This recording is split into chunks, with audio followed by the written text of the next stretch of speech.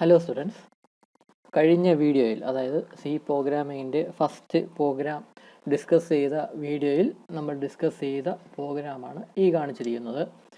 നമുക്ക് ഇന്നത്തെ ഈ വീഡിയോയിൽ ഈ പ്രോഗ്രാമിൽ ചെറിയ ചില മാറ്റങ്ങളൊക്കെ വരുത്തി ചേഞ്ചസ് ഒക്കെ വരുത്തി ഔട്ട്പുട്ടിലുണ്ടാവുന്ന മാറ്റങ്ങളെ പറ്റിയൊക്കെ ഡിസ്കസ് ചെയ്യുന്ന ഒരു വീഡിയോ ആണ്. ചെറിയൊരു വീഡിയോ ആയിരിക്കും. അപ്പം നമ്മൾ ഈ പ്രോഗ്രാമിലെ ഓരോ സ്റ്റേറ്റ്മെൻറ്റിനെ പറ്റിയും ഡീറ്റെയിൽഡ് ആയിട്ട് പഠിച്ചതാണ്. ഇങ്ങനത്തെ തന്നെ ഒന്ന് രണ്ട് പ്രോഗ്രാംസും കൂടെ നമ്മൾ ഡീറ്റെയിൽഡ് ആയിട്ട് പഠിക്കും. വളരെ സിമ്പിളായിട്ടുള്ള ഒന്ന് രണ്ട് പ്രോഗ്രാംസും കൂടെ നമ്മൾ ഡീറ്റെയിൽഡ് ആയിട്ട് പഠിക്കും. അതിലെ ഓരോ സ്റ്റേറ്റ്മെൻറ്റും എന്താണ് ഉദ്ദേശിക്കുന്നത് എന്നൊക്കെ നമ്മൾ ഇനി വരുന്ന വീഡിയോയിൽ പഠിക്കും. ഈ വീഡിയോയിൽ നമ്മൾ കുറച്ചും കൂടെ ചെറിയ ചെറിയ ടിപ്സ് ആയിട്ട് കുറച്ച് കാര്യങ്ങൾ കൂടെ നമ്മൾ നോക്കും. അത്രയേ ഉള്ളൂ. നമ്മൾ കഴിഞ്ഞ വീഡിയോയിൽ യൂസ് ചെയ്ത സെയിം പ്രോഗ്രാം തന്നെയാണ് ഈ വീഡിയോയിൽ യൂസ് ചെയ്യുന്നത്. ആദ്യം നമുക്ക് ഈ പ്രോഗ്രാം ഒന്ന് റൺ ചെയ്ത് നോക്കാം. ഇത് നമ്മുടെ ഓൺലൈൻ കമ്പൈലറാണ്. ഓൺലൈൻ കമ്പൈലറിലാണ് ഞാനിത് റൺ ചെയ്ത് നോക്കുന്നത്. ഇപ്പോൾ റൺ എന്ന ബട്ടൺ പ്രസ് ചെയ്യുമ്പോൾ അതിവിടെ ഔട്ട്പുട്ട് സ്ക്രീനിൽ എൻ്റർ 2 നമ്പേഴ്സ് എന്ന് ചോദിക്കുന്നു. അപ്പോൾ നമ്മൾ 2 ഇൻറ്റീജർ നമ്പേഴ്സ് ടൈപ്പ് ചെയ്ത് കൊടുക്കുന്നു. ആദ്യത്തെ നമ്പർ ടൈപ്പ് ചെയ്ത് കൊടുത്തു. രണ്ടാമത്തെ നമ്പറിന് വേണ്ടി അത് വെയിറ്റിംഗ് ആണ്. രണ്ടാമത്തെ നമ്പറിന് ടൈപ്പ് ചെയ്ത് എൻ്റർ പ്രസ് ചെയ്യപ്പോഴേക്കും അതിൻ്റെ സം എത്രയാണെന്ന് ഔട്ട്പുട്ട് നമുക്ക് തരുന്നു. അപ്പോൾ ഇതാണ് നമ്മുടെ പ്രോഗ്രാം എന്ന് പറയുന്നത്. അപ്പോൾ ഇനി ഇതിൽ ചെറിയ ചെറിയ ചേഞ്ചസ് വരുത്തി നമ്മൾ നോക്കുകയാണ്. ആദ്യം നമ്മൾ ചെയ്യാൻ പോകുന്നത് എന്തെന്ന് വെച്ചാൽ നമ്മളിവിടെ 3 വേരിയബിൾസാണ് ഡിക്ലെയർ ചെയ്തത്. ഇൻറ്റീജർ ഡാറ്റ ടൈപ്പിലുള്ള 3 വേരിയബിൾസാണ് ഡിക്ലെയർ ചെയ്തത്. നമുക്ക് ആക്ച്വലി ഈ സം എന്ന് പറയുന്ന വേരിയബിൾ ഇല്ലാതെ തന്നെ നമുക്ക് ആ സം എത്രയാണ് നമുക്ക് ഡിസ്പ്ലേ ചെയ്ത് കാണിക്കാനായിട്ട് സാധിക്കും. നമ്മളിവിടെ ചെയ്തത് എന്തെന്ന് വെച്ചാൽ സം എന്ന് പറഞ്ഞ ഒരു വേരിയബിളും കൂടെ ക്രിയേറ്റ് ചെയ്ത് ഡിക്ലെയർ ചെയ്തു. എന്നിട്ട് a+b equal to sum equal to a+b എന്നൊരു ഇക്വേഷൻ ചെയ്തിട്ടുണ്ട്. അതായത് എ എന്ന വേരിയബിളിൽ സ്റ്റോർ ചെയ്യുന്ന വാല്യൂം ബി എന്ന വേരിയബിളിൽ സ്റ്റോർ ചെയ്യുന്ന വാല്യൂം തമ്മിൽ ആഡ് ചെയ്തിട്ട് ആ കിട്ടുന്ന റിസൾട്ടിനെ സം എന്ന് പറയുന്ന വേരിയബിളിലോട്ട് സ്റ്റോർ ചെയ്യുന്നു. എന്നിട്ട് ആ വേരിയബിളിനെ നമ്മൾ ഡിസ്പ്ലേ ചെയ്ത് കാണിക്കുന്നു. പ്രിൻ്റ് എഫ് എന്ന സ്റ്റേറ്റ്മെൻറ്റ് കൊടുത്തിട്ട് ഇവിടെ %d കൊടുത്തിട്ടുണ്ട്. എന്നിട്ട് ഇവിടെ സം എന്ന് കൊടുത്തിട്ടുണ്ട്. അപ്പോൾ ഇത് ഡിസ്പ്ലേ ചെയ്യുന്ന സമയത്ത് സം എന്ന വേരിയബിളിൽ സ്റ്റോർ ചെയ്തിരിക്കുന്ന വാല്യൂ ആയിരിക്കും ഇവിടെ %d സ്ഥാനത്ത് ഡിസ്പ്ലേ ചെയ്യുന്നത്. അപ്പോൾ ഈ ഒരു രീതിയാണ് നമ്മൾ ഫോളോ ചെയ്തത്. ഇവിടെ നമുക്ക് ഈ സം എന്ന് പറയുന്ന ആ സ്റ്റേറ്റ്മെൻറ്റ് ഇല്ലാതെ തന്നെ നമുക്ക് വേണമെങ്കിൽ ഈ പ്രോഗ്രാം ഇതേപോലെ തന്നെ ഔട്ട്പുട്ട് എടുക്കാനായിട്ട് സാധിക്കും. നമ്മളിവിടെ സം എന്ന് പറയുന്ന ഈ ഒരു സ്റ്റേറ്റ്മെൻറ്റ് അങ്ങ് ഡിലീറ്റ് ചെയ്തു. ഇവിടെ സം എന്ന് പറയുന്ന വേരിയബിൾ അങ്ങ് ഡിലീറ്റ് ചെയ്തു. കണ്ടല്ലോ. ഇനി നമ്മൾ ചെയ്യാൻ പോകുന്നത് എന്തെന്ന് വെച്ചാൽ ഇവിടെ കണ്ടില്ലേ, ഇവിടെ സം എന്ന് പറഞ്ഞ് കൊടുത്തിട്ടുണ്ട്. അതായത് ഇവിടെ പ്രിൻ്റ് എഫ് എന്ന സ്റ്റേറ്റ്മെൻറ്റിൽ %d വരുന്ന സ്ഥാനത്ത് ഡിസ്പ്ലേ ചെയ്യാനുള്ള വേരിയബിളാണ് ഇവിടെ കൊടുത്തത്. ഇവിടെ നമുക്ക് വേണമെങ്കിൽ a+b എന്ന് ഡയറക്റ്റ് ആയിട്ട് നമുക്ക് ടൈപ്പ് ചെയ്ത് കൊടുക്കാം. എന്നിട്ട് ഇവിടെ എക്സിക്യൂട്ട് ചെയ്യുമ്പോൾ എന്താണ് സംഭവിക്കുന്നത് വെച്ചാൽ പഴയ പോലെ തന്നെ എൻ്റർ 2 നമ്പേഴ്സ് എന്ന് ചോദിക്കുന്നു. നമ്മൾ 2 നമ്പേഴ്സ് എൻ്റർ ചെയ്ത് കൊടുക്കുന്നു. നമുക്ക് ആൻസർ കറക്റ്റായിട്ട് കിട്ടുകയും ചെയ്യും.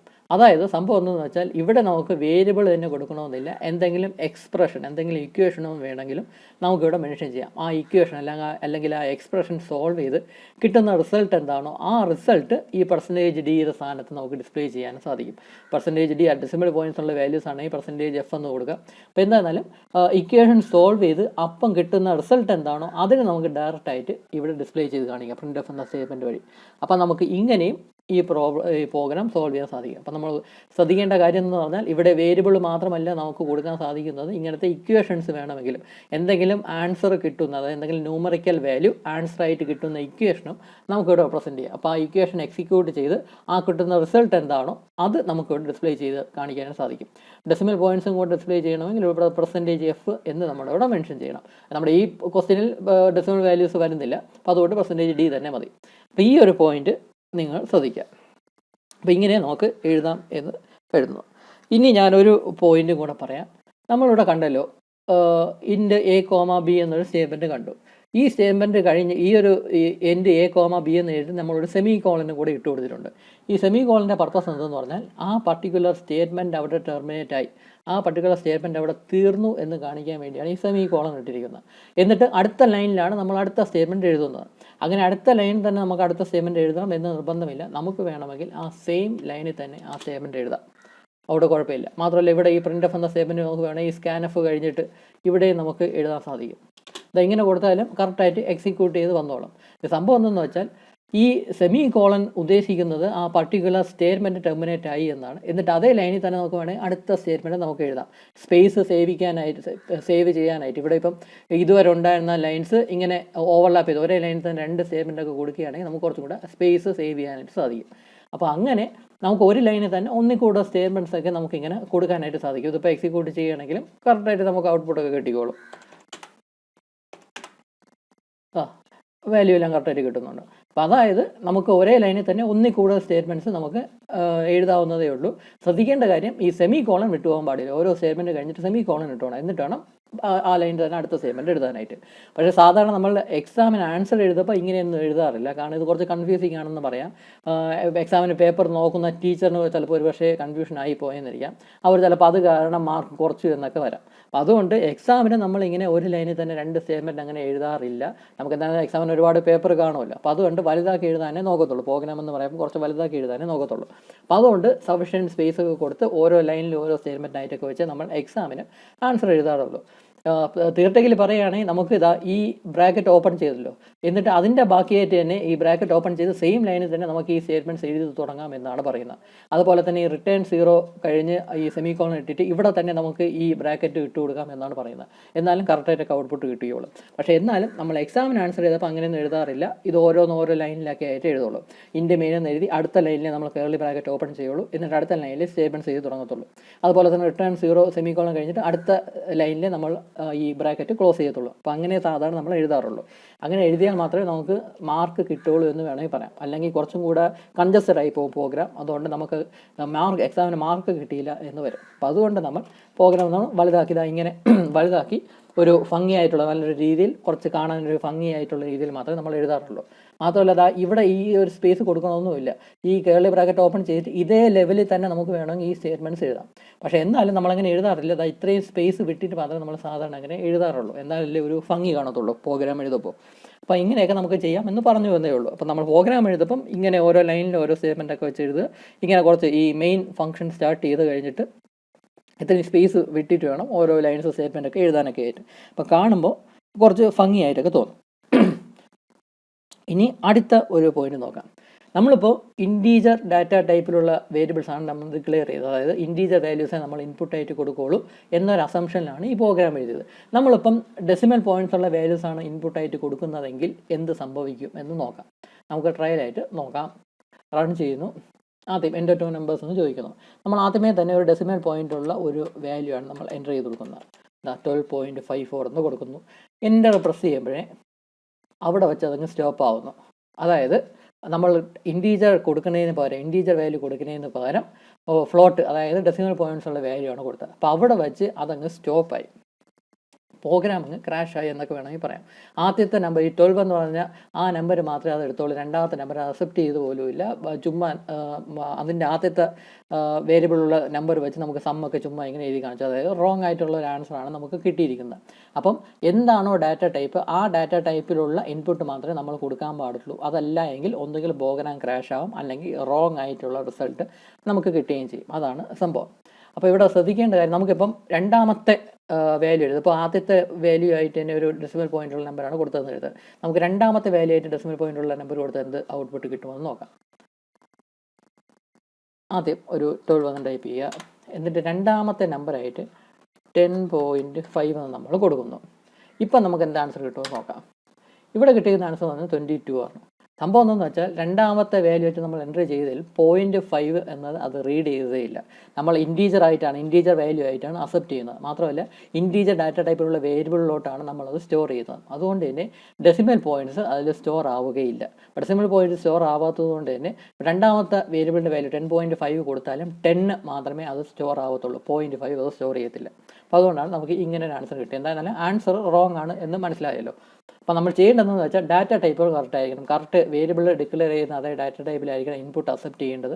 അതിനനുസരിച്ച് വേണം ഔട്ട്പുട്ട് നമ്മൾ ഡിസ്പ്ലേ ചെയ്യേണ്ടത്. ഇവിടെ നമുക്ക് ഫ്ലോട്ട് ഡാറ്റ ടൈപ്പിലുള്ള അതായത് ഡെസിമൽ വാല്യൂസ് അക്സെപ്റ്റ് ചെയ്യാനായിട്ടുള്ള ഒരു പ്രോഗ്രാം നമുക്ക് എങ്ങനെ എഴുതാം? ഡെസിമൽ വാല്യൂസ് ആണ് അക്സെപ്റ്റ് ചെയ്യേണ്ടത് എങ്കിൽ ഈ വേരിയബിൾസ് എന്നുള്ളത് ഫ്ലോട്ട് ഡാറ്റ ടൈപ്പിലായിരിക്കണം നമ്മൾ ഡിക്ലെയർ ചെയ്യേണ്ടത്. ഫ്ലോട്ട് ഡാറ്റ ടൈപ്പ് എന്ന് പറയുമ്പോൾ ഇവിടെ ഈ ഇൻറ്റ് എന്നത് മാറ്റി FLOAT ഫ്ലോട്ട് ടൈപ്പ് ചെയ്ത് കൊടുത്താൽ മതി. ഇപ്പോൾ സംഭവിക്കുന്നതെന്ന് വെച്ചാൽ ഫ്ലോട്ട് ഡാറ്റ ടൈപ്പിലുള്ള വേരിയബിൾ ആയിരിക്കും എയും ബിയും സമം എന്ന് പറയുന്നത്. അതായത് ഡെസിമൽ പോയിൻറ്റ്സ് സ്റ്റോർ ചെയ്യാൻ പറ്റുന്ന വേരിയബിൾസ് ആയിരിക്കും ഈ എയും ബിയും സമം. അതുപോലെ തന്നെ ഇവിടെ നമ്മൾ സ്കാൻഎഫിൻ്റെ ആ സ്റ്റേറ്റ്മെൻറ്റിൽ %d വരും %f എന്ന് കൂടെ കൊടുക്കണം. എന്നാൽ മാത്രമേ കറക്റ്റായിട്ട് വരികയുള്ളൂ. അല്ലെങ്കിൽ സിൻടാക്സ് എറർ കാണിക്കും. കാരണം നമ്മളുടെ കീബോർഡ് വഴി അക്സെപ്റ്റ് ചെയ്യേണ്ടതും ഫ്ലോട്ട് ഡാറ്റ ടൈപ്പിലുള്ള വേരിയബിളാണ്. അപ്പം ഇങ്ങനെ കൊടുത്തതിന് ശേഷം ഇവിടെ സമ്മ് ഡിസ്പ്ലേ ചെയ്യേണ്ട ഇവിടെയും നമുക്ക് F എന്ന് കൊടുക്കാം. അല്ലെങ്കിൽ ആദ്യം ഇത് ഡി തന്നെ കിടക്കട്ടെ. എഫ് അടുത്ത സ്റ്റെപ്പിൽ നമുക്ക് ഇവിടെ ഡി ചേഞ്ച് ചെയ്ത് നോക്കാം. അപ്പോൾ ഇത് ഇങ്ങനെ തന്നെ കിടക്കട്ടെ. അപ്പോൾ ഇങ്ങനെ ഇരിക്കാൻ നമുക്ക് പ്രോഗ്രാം ഒന്ന് റൺ ചെയ്ത് നോക്കാം. അപ്പോൾ ഈ ഒരു പ്രോഗ്രാമിൽ നമുക്ക് ഫ്ലോട്ട് ഡാറ്റ ടൈപ്പിലുള്ള, അതായത് ഡെസിമൽ പോയിൻറ്റ്സ് നമുക്ക് ഇൻപുട്ടായിട്ട് കൊടുക്കാൻ സാധിക്കും. റണ്ണ് കൊടുക്കുന്നു. ഇവിടെ ഒരു വാർണിംഗ് കൊടുത്തിട്ടുണ്ട്. വാർണിംഗ് കാണിച്ചതാണ് ഇവിടെ നമ്മൾ ചേഞ്ച് ചെയ്തില്ല, അതുകൊണ്ടാണ് വാർണിംഗ് കാണിക്കുന്നത്. ഇവിടെ കറക്റ്റായിട്ട് എടുത്ത് കാണിക്കുന്നുണ്ട്. വാർണിംഗ് ആണ്, കുഴപ്പമില്ല. അപ്പോൾ എന്താണെന്നാലും പ്രോഗ്രാം റണ്ണാവും. ഇത് വാർണിംഗ് മാത്രമേ ഉള്ളൂ, എറർ അല്ല. അതുകൊണ്ട് പ്രോഗ്രാം റണ്ണാവും. നമ്മൾ വാല്യൂസ് എൻ്റർ ചെയ്ത് കൊടുക്കുന്നു.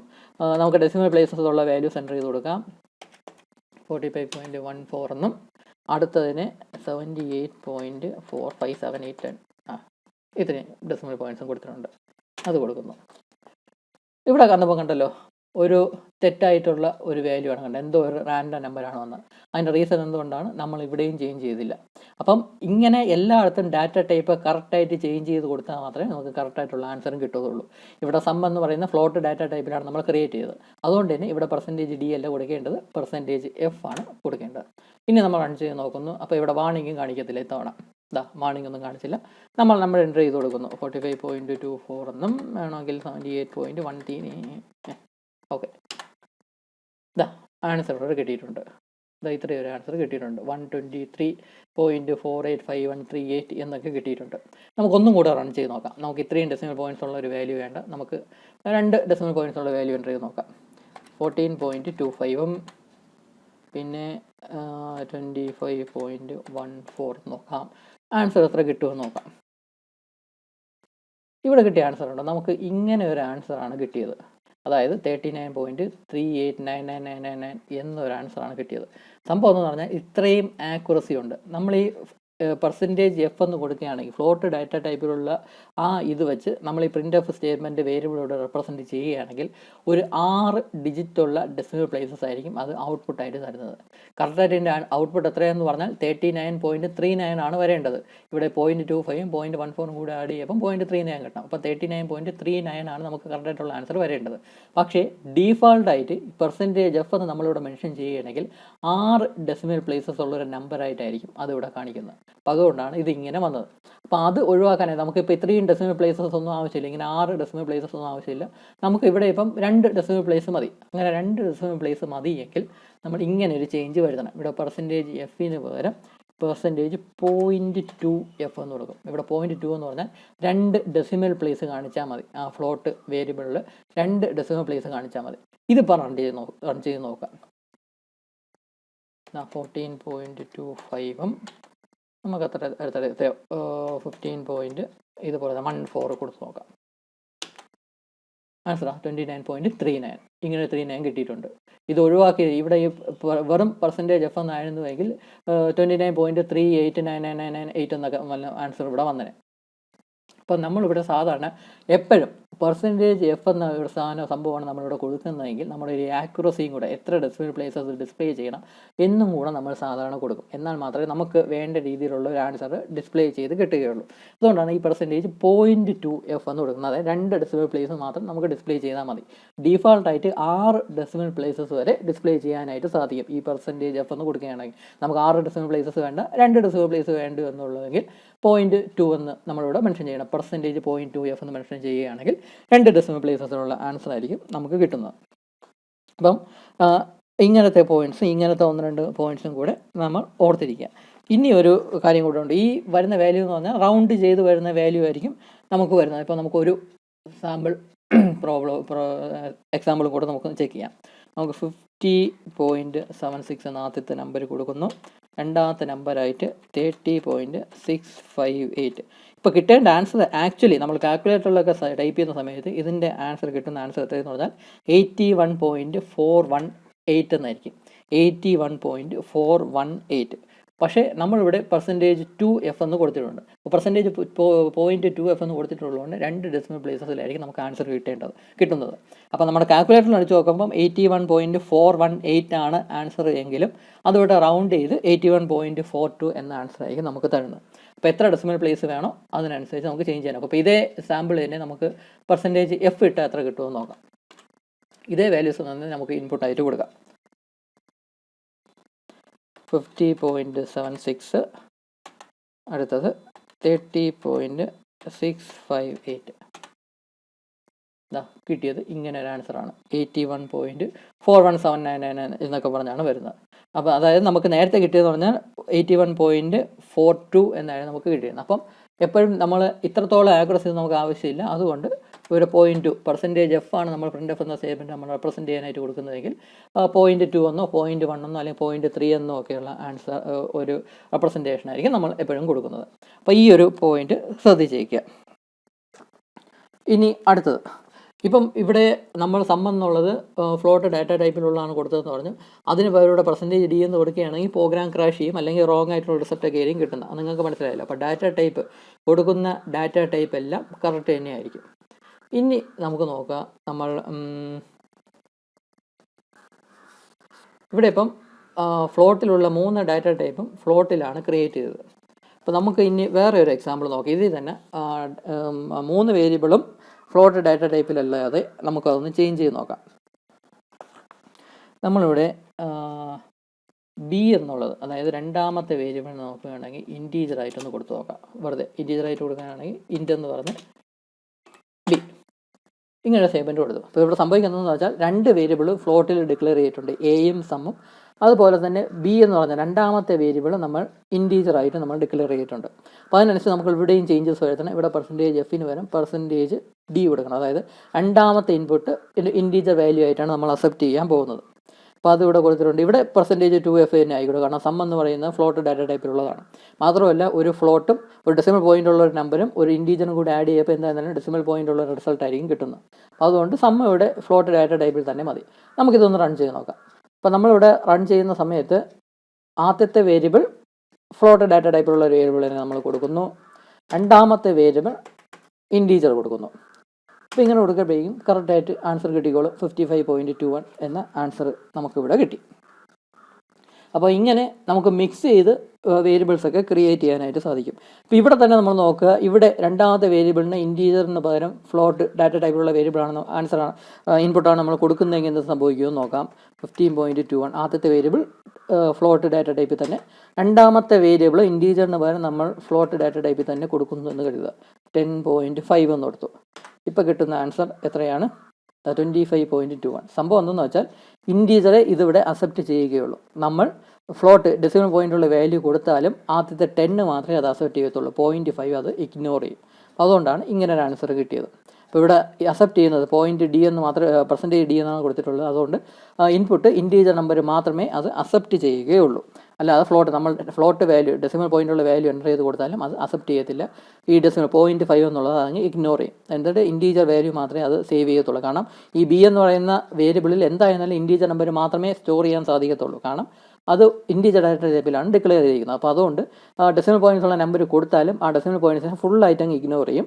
എന്നിട്ട് ആ ഇൻറ്റീജർ വാല്യൂ മാത്രമേ അതിലോട്ട് സ്റ്റോർ ചെയ്യത്തുള്ളൂ. കാരണം അത്രേ സ്റ്റോർ ചെയ്യാൻ സാധിക്കത്തുള്ളൂ. ഡെസിമൽ പോയിൻറ്റ്സ് ഉള്ള വാല്യൂസ് അതിൽ സ്റ്റോർ ചെയ്യാനേ സാധിക്കത്തില്ല. അപ്പോൾ ഇങ്ങനെയൊക്കെയായി. ഇനി നമുക്ക് ചെറിയൊരു എക്സാമ്പിൾ, ഒരു കാര്യവും കൂടെ നമുക്കൊന്ന് പറഞ്ഞു നോക്കാം. നമ്മളിവിടെ നമ്പറാണ് എൻ്റർ ചെയ്തുകൊണ്ടിരുന്നത്. നമ്മൾ നമ്പറിന് പകരം ഒരു ആൽഫബറ്റാണ് ഇതിന് ഇൻപുട്ടായിട്ട് കൊടുക്കുന്നത് എങ്കിൽ എന്ത് സംഭവിക്കുമെന്ന് നോക്കാം. സംഭവിക്കുന്ന വേറെ ഒന്നുമല്ല, പ്രോഗ്രാം ക്രാഷാം. തെറ്റായിട്ടുള്ള ഡാറ്റ ടൈപ്പിലുള്ള ഇൻപുട്ടാണ് കൊടുക്കുന്നതെങ്കിൽ പ്രോഗ്രാം ക്രാഷാം. നമ്മളിവിടെ എൻ്റെ 2 നമ്പേഴ്സിന് ചോദിക്കുന്നു. ഞാനിവിടെ ജി എന്ന് പറയുന്ന ഒരു ക്യാരക്ടറാണ് ഇൻപുട്ടായിട്ട് കൊടുത്തത്. ജി എന്ന് ടൈപ്പ് ചെയ്തു, എൻ്റെ പ്രസ് ചെയ്ത ഉടനെ പ്രോഗ്രാം ക്രാഷായി. അതായത് റോങ് ആയിട്ടുള്ള റിസൾട്ട് വന്നു. അപ്പോൾ അതായത് ഒരു ക്യാരക്ടർ അല്ല ഇൻപുട്ടായിട്ട് കൊടുക്കേണ്ടിയിരുന്നത്, നമ്മളൊരു നമ്പറായിരുന്നു, ഒരു ന്യൂമറിക്കൽ വാല്യൂ ആയിരുന്നു ഇൻപുട്ടായിട്ട് കൊടുക്കേണ്ടിയിരുന്നത്. അപ്പം ഇങ്ങനെയൊക്കെ കാര്യങ്ങൾ നിങ്ങളൊന്ന് ശ്രദ്ധിച്ചേക്കുക. അപ്പോൾ ഡാറ്റ ടൈപ്പ് എല്ലാം കറക്റ്റായിട്ടായിരിക്കണം എല്ലാ പ്ലേസസിലും കൊടുക്കേണ്ടത്. പിന്നെ ഈ പെർസെൻറ്റേജ് എഫിന് പകരം പെർസെൻറ്റേജ് 2.2 പെർസെൻറ്റേജ് 0.2 എഫ് എന്നോ പെർസെൻറ്റേജ് 0.3 എഫ് എന്നോ ഒക്കെയാണ് നമ്മൾ സാധാരണ എപ്പോഴും കൊടുക്കുന്നത്. വെറും പെർസെൻറ്റേജ് എഫ് എന്ന് കൊടുക്കുകയാണെങ്കിൽ 6 ഡെസിമൽ പ്ലേസ് ഉള്ള നമ്പറായിട്ടായിരിക്കും എപ്പോഴും അത് വാല്യൂ ഡിസ്പ്ലേ ചെയ്യുന്നത്. അപ്പോൾ ഇങ്ങനത്തെ കാര്യങ്ങളെല്ലാം ഒന്ന് ശ്രദ്ധിച്ചേക്കാം. അപ്പോൾ ഈ വീഡിയോയിൽ ഇത്രയേ ഉള്ളൂ. അടുത്ത വീഡിയോയിൽ നമുക്ക് അടുത്ത ഒരു വളരെ സിമ്പിളായിട്ടുള്ള ഒരു പ്രോഗ്രാം നമുക്ക് ഡീറ്റെയിൽ ആയിട്ട് എക്സ്പ്ലെയിൻ ചെയ്യാം. അപ്പോൾ ഈ വീഡിയോയിൽ ഇത്രയേ ഉള്ളൂ. Thank you.